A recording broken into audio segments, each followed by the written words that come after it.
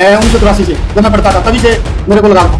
कौन सी बात आपको लगा था जो मतलब देश हित के लिए उन्होंने कहा था भाई इंदिरा जी को मिलिटेंसी जो थी मिलिटेंसी ने इंदिरा जी को मिलिटेंटों ने खत्म किया था और मिलिटेंट जो थे वो चाहते थे देश को टुकड़े टुकड़े करने देश को बर्बाद करना चाहते थे देश को तोड़ना चाहते थे वो उनके मनसूबे पूरे नहीं हुए और राजीव जी का यही सपना था कि भारत देश जो है अखंड है और अखंड रहेगा।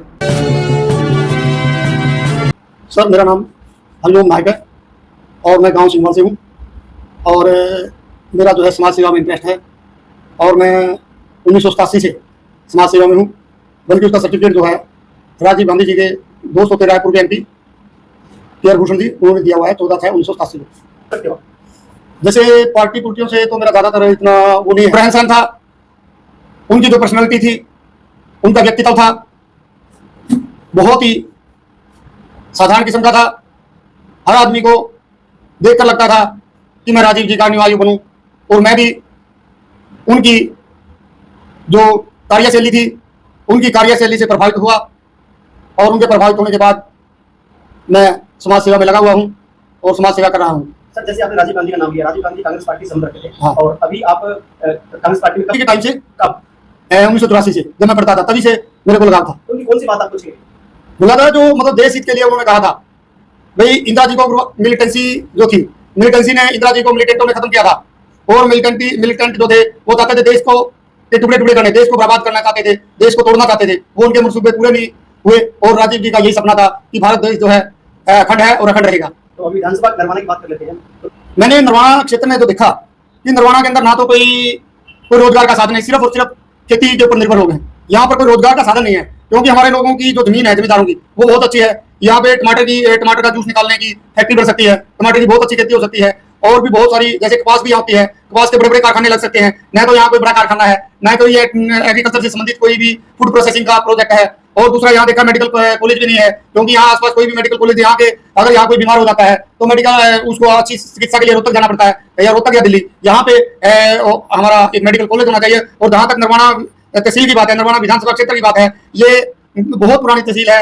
ये जब हमारा बठिंडा होता था, सैलूट डिस्ट्रिक्ट होता था, ज्वाइंट पंजाब होता था, तब पंजाब के टाइम से महापंजाब के टाइम से भी नरवाना तहसील थी तब। अब इसलिए मैं चाहता हूँ कि नरवाना की खुशहाली के नरवाना को आगे बढ़ाने के लिए, नरवाना के लोगों को मान सम्मान देने के लिए, नरवाना की तरक्की के लिए यहाँ पे मतलब जो डिस्ट्रिक्ट का होना भी बहुत जरूरी है क्योंकि बहुत पुराना हो चुका है। इसे जो नई नई तहसीलें बनी थी वो उनको डिस्ट्रिक्ट के रूप में डेवलप कर दिया है लेकिन नरवाना को नहीं किया। नरवाना अभी पिछड़ा हुआ है। जहाँ देखते हैं यहाँ पे सीवरेज की भी इतनी बढ़िया व्यवस्था नहीं है। यहाँ पे बहुत सारे लोग जो है कागजी चक्रों में लगे रहते हैं क्योंकि हमारा इलाका जो है बैकवर्ड इलाका है, जो रिजर्वेशन का इलाका होता है, आरक्षित क्षेत्र होते हैं, उनके जो नेता भी ऐसे होते हैं क्योंकि इतने ज्यादा फॉरवर्ड नहीं होते। जब रिजर्वेशन जो इलाका बन गया, रिजर्व इलाका बनने के बाद जो है यहाँ के लोगों में भी पूरा इलाका ऐसे ही बैकवर्ड हो जाता है और बैकवर्ड होने की वजह से इन लोगों की समस्याएं हैं वो अच्छी तरीके से अपनी समस्याओं को समझ नहीं पाते।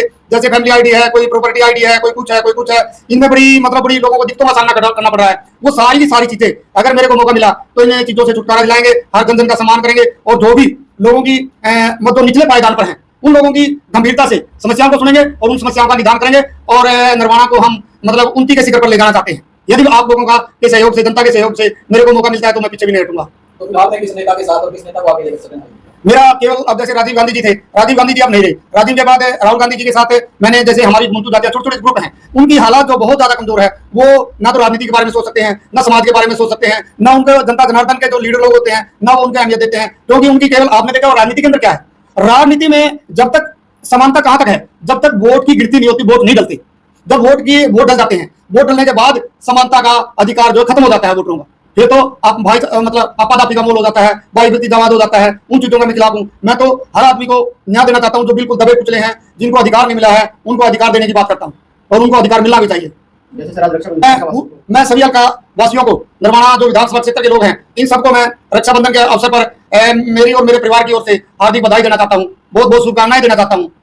राहुल गांधी की जो हाथ से हाथ जोड़ो यात्रा उसमें भी आप दिखे थे। हाँ, वो यात्रा जो थी उस यात्रा के अंदर 200 आदमियों ने पार्टिसिपेट किया था और उसमें जो है हमारी 193 घुमंतु जनजातियां हैं इंडिया में, उनको ना तो राजनीति में अधिकार मिलता है, ना उनको आर्थिक अधिकार मिले हुए हैं, उनको हर क्षेत्र में वो पिछड़े हुए हैं। उनकी आवाज को उठाने के लिए, उनकी समस्याओं को बताने के लिए मैं राहुल गांधी जी से मेरी बात हुई थी और राहुल जी ने भी मुझे आश्वासन दिलाया था कि हम लोग जो है आपकी समस्याओं को जब हमारी सरकार आएगी उनका समाधान करेंगे और आप लोगों को राजनीतिक अधिकार भी देंगे। मेरे साथ एक doctor Dhan Kumar ji ex CM थे, वो भी मेरे साथ थे। हम दोनों ने ही बातचीत की थी राहुल गांधी जी से और राहुल गांधी जी ने बहुत ही अच्छा हमारे को मतलब आश्वासन दिया था कि जैसे ही मेरी सरकार बनेगी तो मैं मतलब यहाँ आपकी बात को सिरे चढ़ाऊंगा। और जहां तक राहुल गांधी जी का संबंध है, आप देखिए कि जिनके परिवार में 3-3 प्रधानमंत्री रहे हों और उनका बेटा उनका पोता जो है देश के सभी जितने भी बुजुर्ग हैं, नौजवान हैं, माता हैं, बहन हैं, जितने भी लोग हैं, 140 करोड़ देशवासियों की समस्याओं को सुनने के लिए लगभग 6 महीने पैदल यात्रा करी। मैं उस पैदल यात्रा का समर्थन करता हूं। उन्होंने बहुत अच्छा किया और 15 मिनट मेरे को भी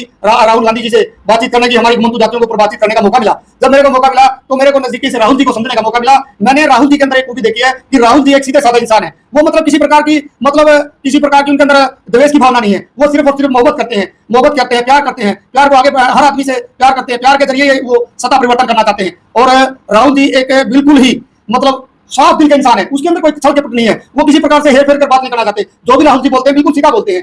जो भी बोलते हैं जो उनके दिल में वही बोलते हैं। हेर फेर मतलब ये नहीं है बोलते कुछ है दिल में कुछ है, ऐसा नहीं है। वो बिल्कुल सच्चे इंसान है। इसलिए मैं राहुल जी के प्रति मतलब उनका सम्मान करता हूं और राहुल जी को दिल से मानता हूं। राहुल जी के पिताजी थे राजीव गांधी जी, वो उनको मैं अपना आदर्श मानता था। अब राहुल जी को भी ऐसे ही आदर्श मानता हूं क्योंकि वो सच्चे इंसान है, सच्चे देशभक्त हैं।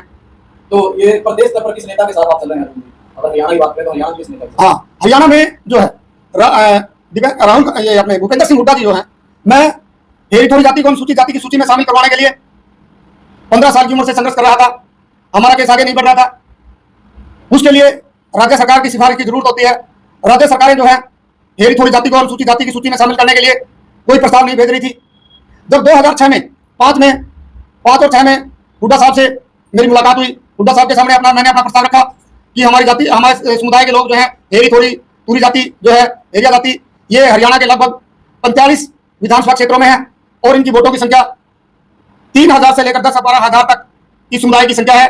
और जहां तक डीएनटी का संबंध है, हर विधानसभा क्षेत्र में इनकी जो है 10 और 15 हजार के बीच में इनकी संख्या है।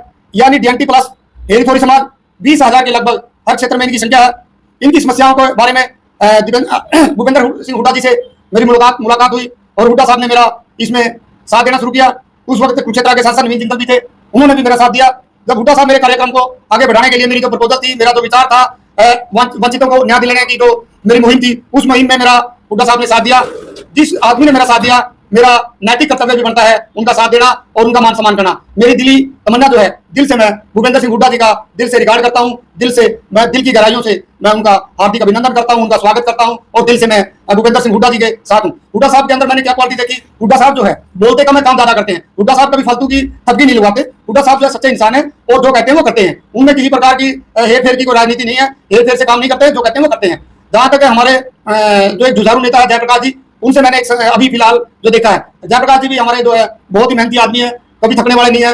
वो लगातार बड़ी मेहनत से काम करते हैं। उनकी 70 साल की उम्र को देखते हुए मेरी भी अभी 55 साल की उम्र हो गई है। मैं भी अब जो मेहनत की बात करूं, अब मैंने तो जयप्रकाश जो हमारे हिसार के सांसद हैं, उनकी मेहनत को देखकर भी मैं प्रभावित हुआ हूं। वो भी एक अच्छे इंसान है। उनमें किसी प्रकार की दगेबाजी वाली बात मुझे नजर नहीं आई।